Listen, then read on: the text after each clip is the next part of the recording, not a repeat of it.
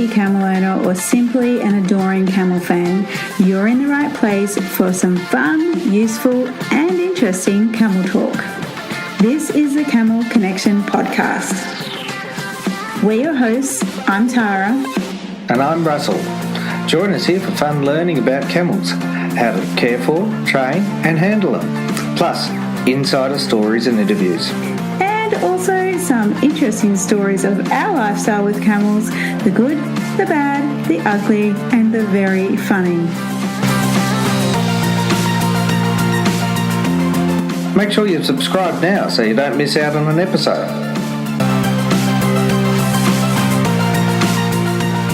Now, some of these podcasts are an audio take of our video, so be sure to check those out on our blog for lots of how-to visuals and, of course, lots of camels.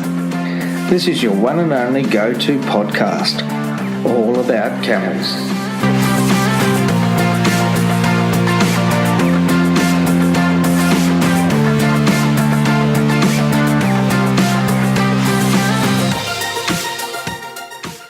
G'day everyone, how are we going? You say that every time. Do I? Yeah, how you going? It's like, How hello. By bus, by train. No, g'day, how's things? And welcome back. Hi, yes, we're so happy to be back again. Episode number 33. Okay. God, we're almost up to the 35. Feels like such a big thing. Oh, yeah. Well, I mean, I'm a podcast listener too. Right, yeah. okay. So, like, you know, people are like, we're at episode number 100. And I'm like, holy, yeah.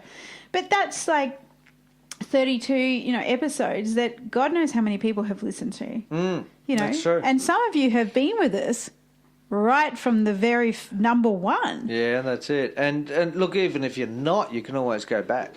That's true. I have done that. Sometimes I subscribe to podcasts and I just binge it, and it's a good 8 hours or if not more, especially on a long drive to Camel Trek, which we've just been on. By the time this podcast gets out, we would have been just on a Camel Trek, and I probably would have, even though I'm here in the present, I probably would have binged podcasts. Oh, so you would have. Yeah. Or audiobooks. I know you would have. They're great. I know you would. What's your best time? Yeah, what passer? is your best time? Tell us. No, your best time passer. What time? No, I'm asking the folks at home. Yeah, what's your best time when you listen to podcasts? When do you listen to podcasts the most? Yeah, how are they going to reply? Well, they can just drop a message. Just telepathically. Yeah, telepathically, which is something that's about today's topic. That's a really good point, actually, just before the topic is I would love to hear how people listen to us. Sometimes I imagine people, are walking their camels. Yeah. And, going on some people are trekkers. They might be driving to work. Or they could be washing their cat. Or washing the washing. Or be in the barn. Or, doing the gardening. Doing the gardening. Oh, look, there could be all sorts. Know. Yeah, that'd be really interesting. How do you listen to us? We could almost do a survey. Yeah, that we could. Surveys are fun. Everyone loves a good survey. Yeah, everyone loves a good survey. And you also win Ginsu knives. And there's more. Okay, so today's topic. Yes. All right, just stop the banter. Okay, it's all about camel whispering. Oh. Can you hear that? Camel whispering. I can. You can. And what is it? Is it a question? Yeah, that's the question. Well, I think it's whispering to a camel. Did I just give it all away? That's it. See you later, folks. No, we're going to be talking about camel whispering and what is it. What it is, really. Yeah. Because, I mean, we know there's such thing as horse whisperers. Mm-hmm. Okay, we know that I often feel, this is how I feel when there's whisperers of some kind.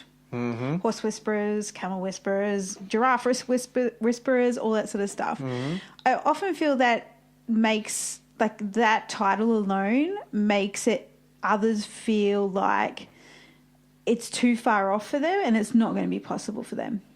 Yeah, it's almost, I see a status sort of symbol to actually say, I'm a camel whisperer. Yeah.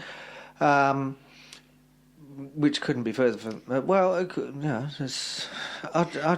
mean, you've had an article written about you before as a camel whisperer, and I've had an article written about me as a camel whisperer. Yes, journalists will often throw things in that you just think, where'd that come from? It's a good headline. But, I mean, guys, guess what? You can actually learn how to do it. We're not going to stand on a pedestal and say, we're camel whisperers and everybody should think we're amazing. We're going to teach you how to do it. Yeah, look, it's just a term. It is a term. It's just a term. Let's get serious about this. It's honestly let's get serious. Term. Serious. Do it. Serious voice. Serious voice. It is just a term.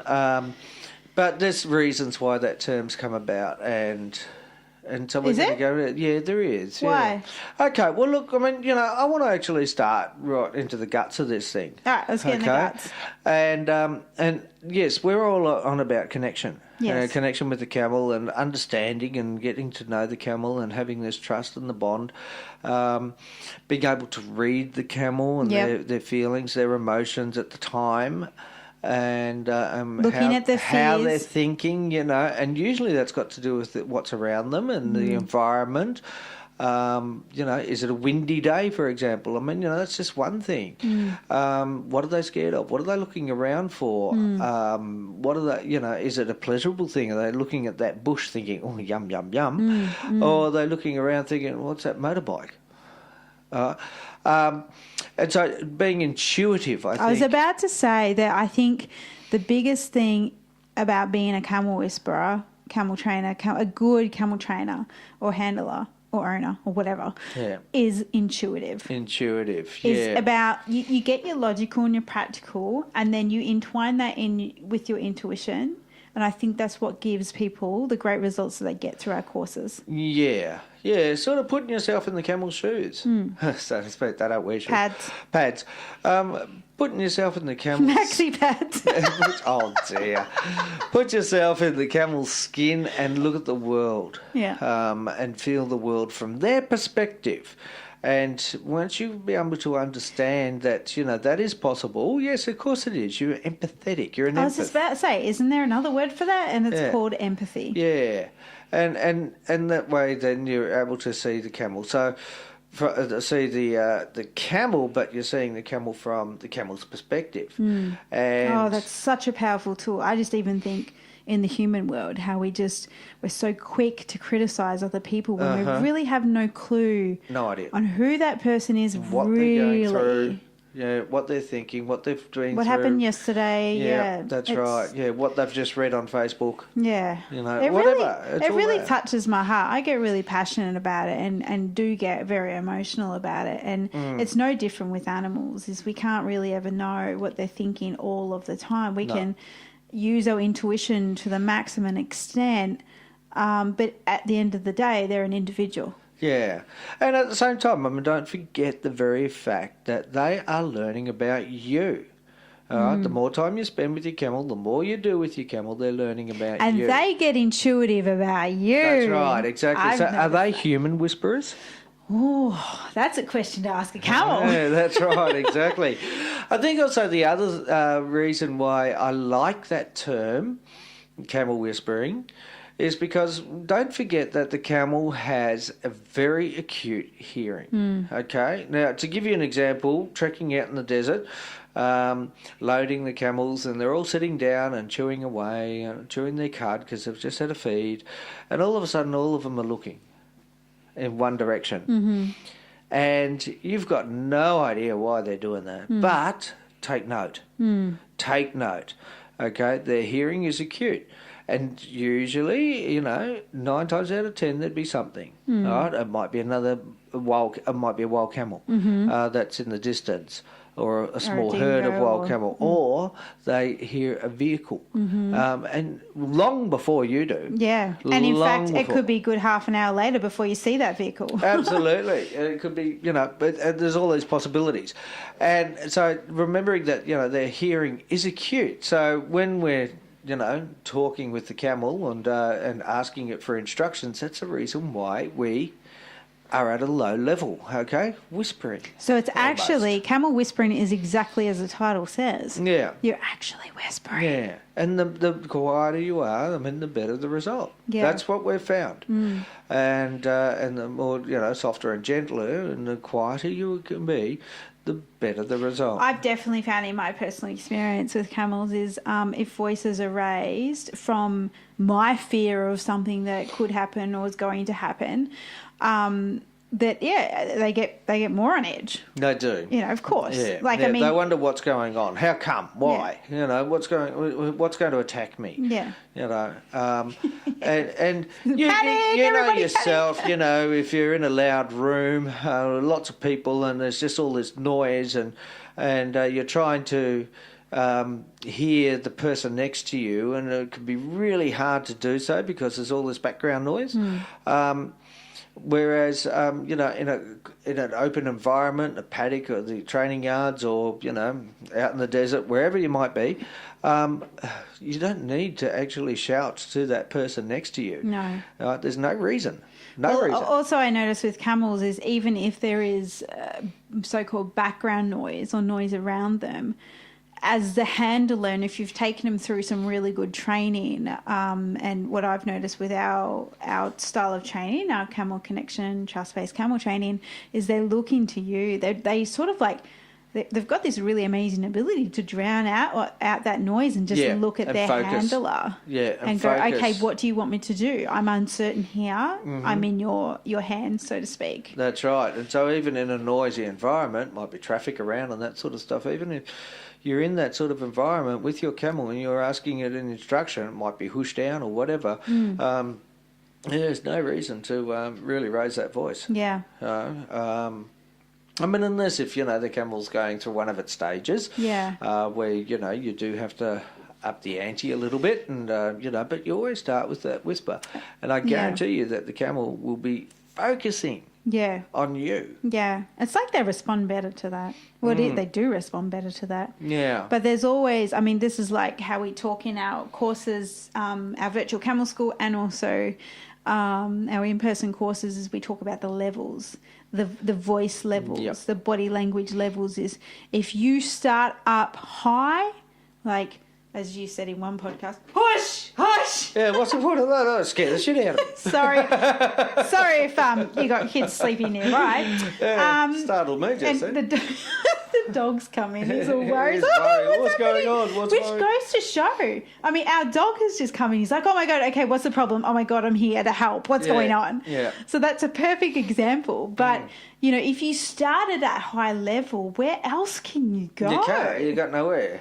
You've got nowhere to go. So we always encourage people to start real low for an extended period of time. Obviously young camels, you got to have more forgiveness and compassion and understanding that they're just learning. Yeah.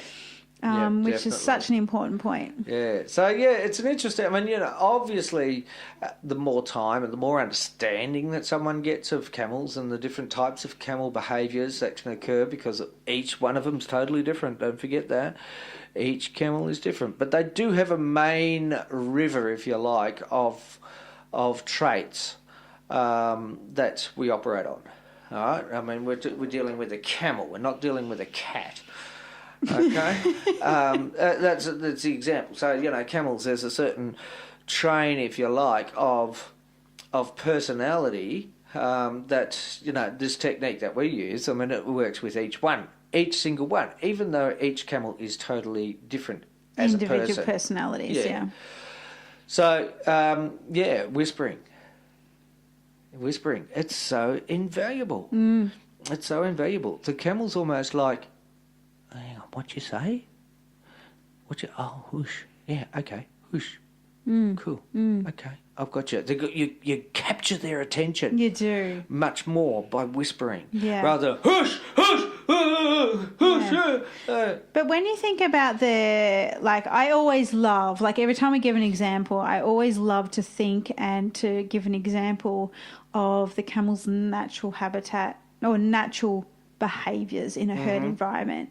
I mean, a camel's noise, you can go back to one of our videos on YouTube, I think, and also on here about their body language, right? Yeah, yeah. Is that the camel's noise is quite deep.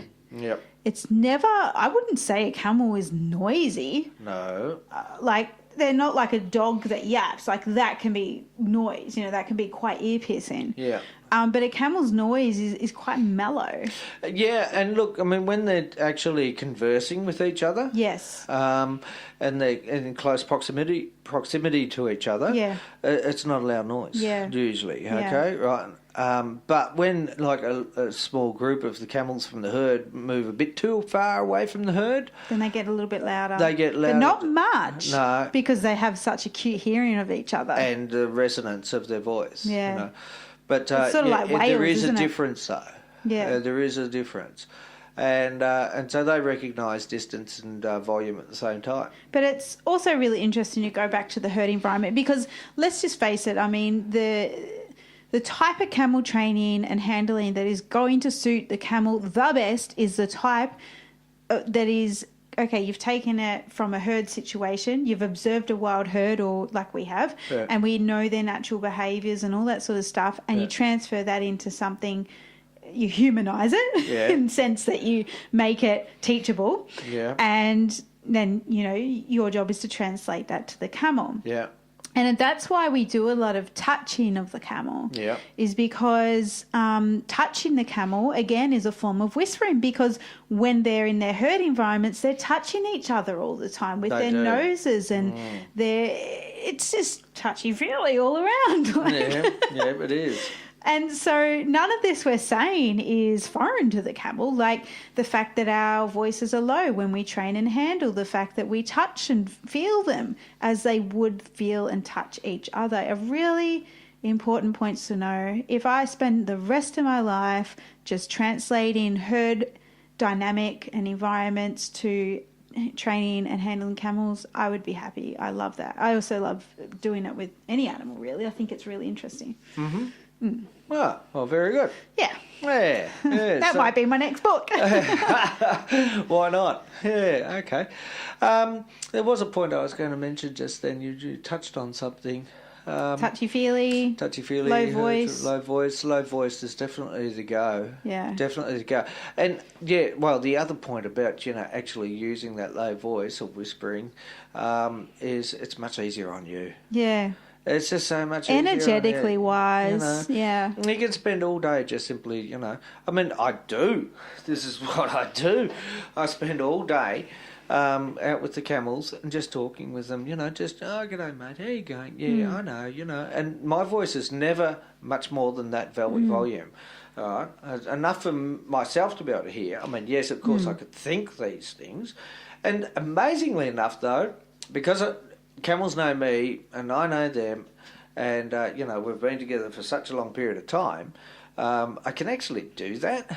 Just sort of thinking, okay, in my head was thinking, all right, come on, we'll just walk over here, and they just do, whatever.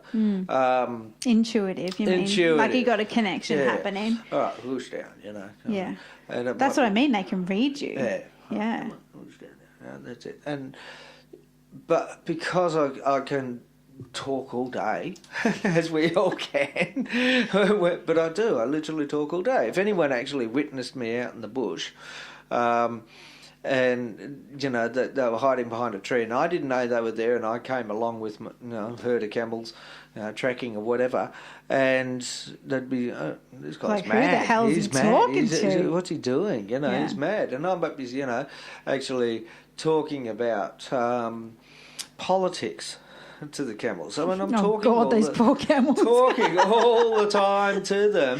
But as soon as I start talking about, okay, this is what we're going to do, camels, they understand it. Yeah.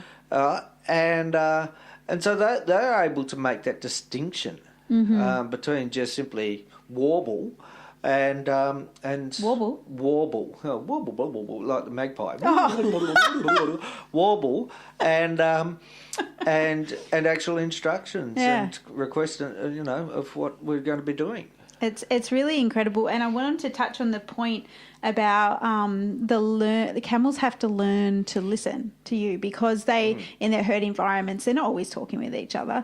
So this connection based thing is really something that they have to learn from you.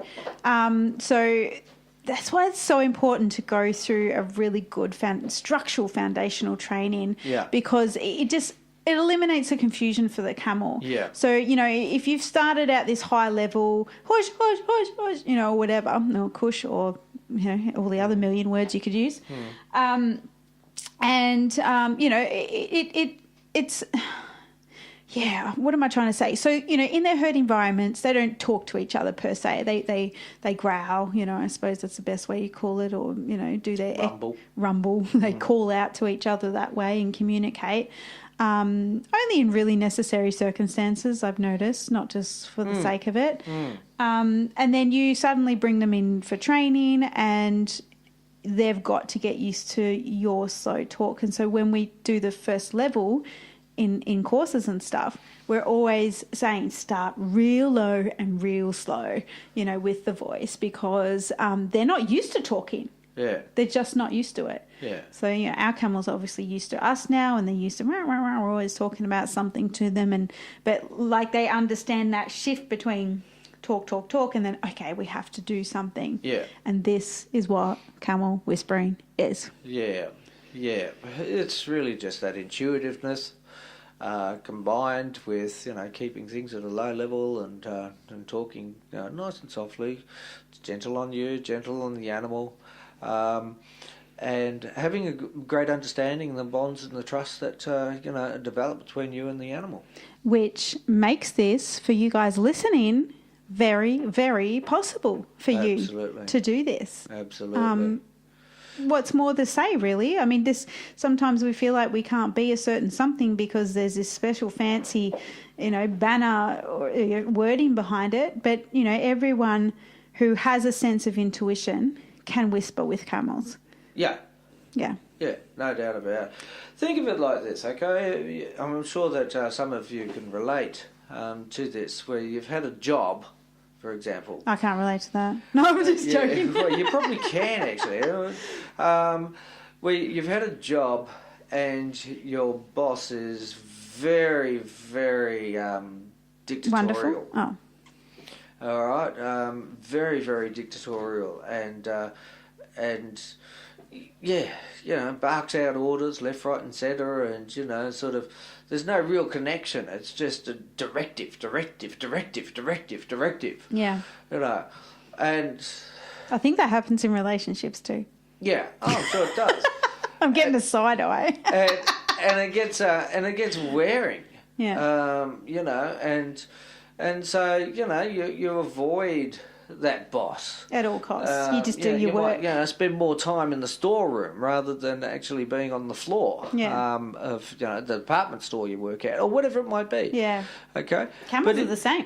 But if you've got that sort of boss who actually treats you like a human being, and on a one-to-one basis, and we're going to get this together, equally get this done together, and talks with you at a nice, good level, that is non-offensive, because let's face it, yelling's offensive. It is offensive. Yeah, unless it's exciting or big party or something, or a concert. Sure, but kind of but sort of on a normal level, it is offensive to do that, and the camels feel that too. So the cat desperately wants to get on your lap. Yeah, he does. Yeah, our house is just jam-packed full of animals. The cat's just halfway on you and you just kicked him off. He doesn't quite know what he wants to do here. He's like, should I jump? Shouldn't I?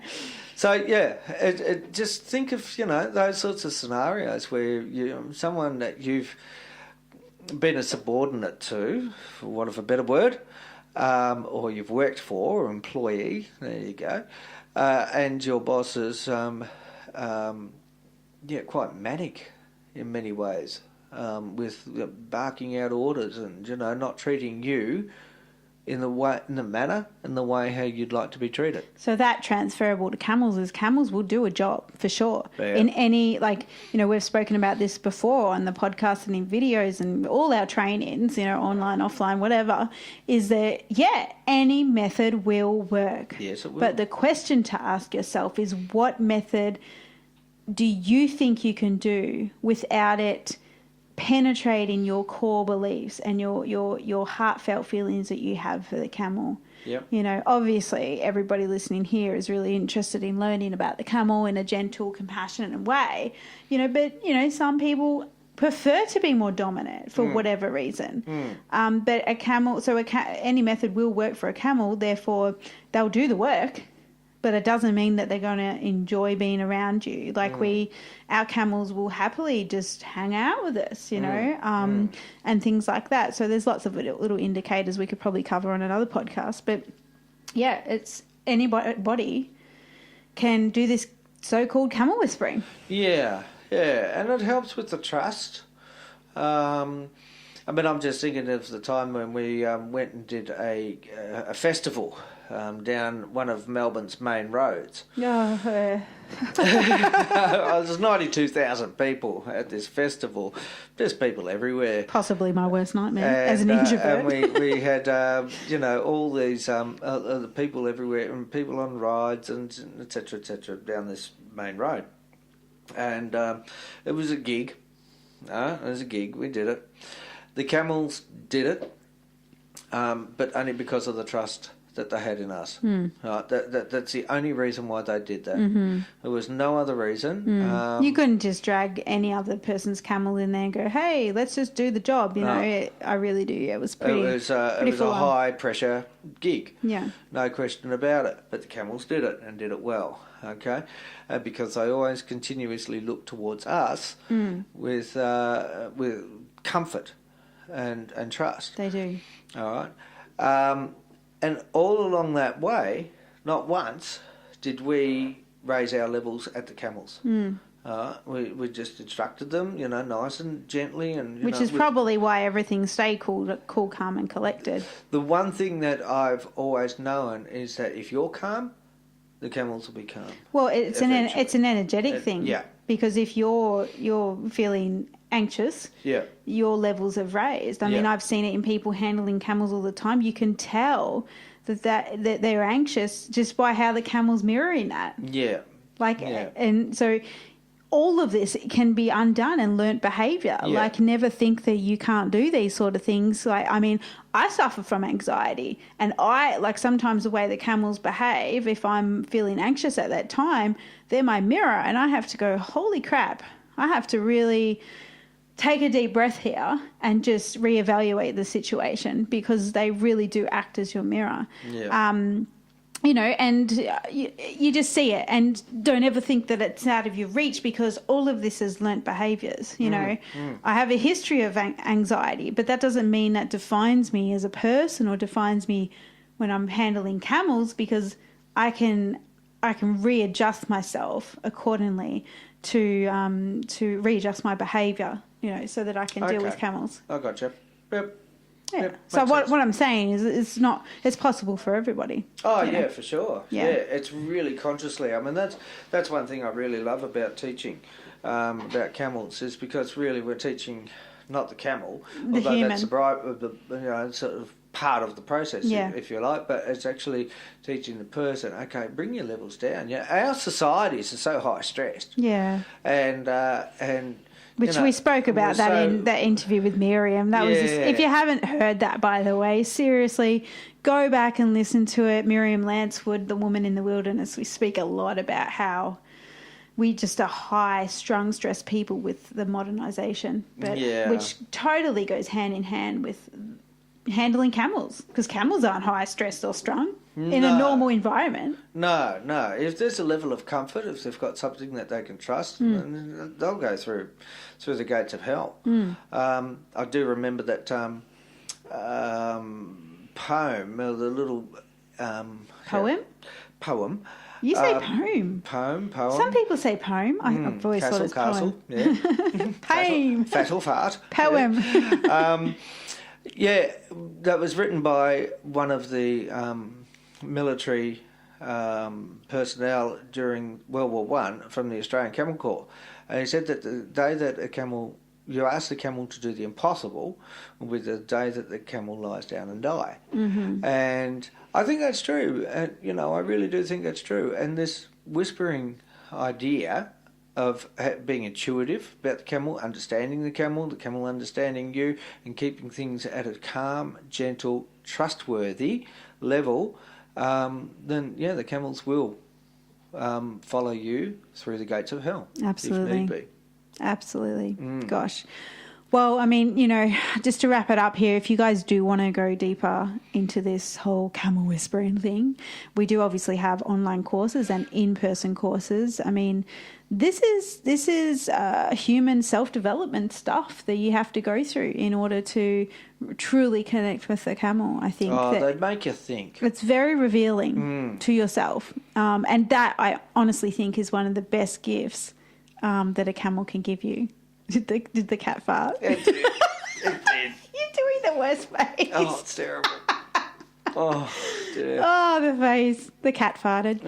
Or fatted. What did you say? Okay, so, right, if you do want more info on this, you can head over to our website, click on courses and events. Obviously, we've got our shop with our online training. Guys, just start now, because, this journey is endless, and that's why we keep putting these podcasts and videos out there, is because there's just so much to cover, so much ground to cover with camel information, and we're so pleased to be here with you. Absolutely. Look, I hope you got something from that, and everyone can be a camel whisperer. Everyone can be a winner. That's what I thought you were going to say. Sorry? That's what I thought you were going to say. No, I was going to say everyone can be a whisperer. Yeah, no, I heard you. Yeah, I thought everyone can be a winner. Winner, chicken dinner. Oh, right. Oh, dear. It's time for you to have some food. Oh, I think it's lunchtime. Okay, guys, thanks for tuning in, and we'll catch you on the next episode. All right, catch you guys. See you later. Bye. Bye. Hey there, we're looking for 8 adventurous people to join us as a team in the Mongolian Altai Mountains, home of the famous eagle hunters. In September of 2019, we'll be buying, training and gifting 8 Bactrian camels to a local nomadic family, and we're inviting you to be part of this unique experience. When we travel international, we like to get a taste of what it's really like to live like the locals. For our trip to Mongolia this year, this means living with a nomadic family, far away from cities, sleeping in traditional Mongolian gurs, learning local customs, bonding and sharing our cultures. Our 2019 Mongolian Camel Journey is for the open-hearted and minded individuals who are willing to be flexible and to expect the unexpected. We'll be spending 5 days training at 8 Bactrian camels using our Camel Connection trust-based camel training in preparation for our camel trek to a local camel and eagle festival, and of course their new home with a nomadic family. We're looking for adventurous camel lovers, people willing to work in a team and be flexible, and of course willing to have the time of their lives. Trips like this will open your heart and mind and leave lasting impressions which you just cannot find anywhere else. To find out more about our 2019 Mongolian Camel Journey and to apply before applications close, visit camelconnection.com/Mongolia.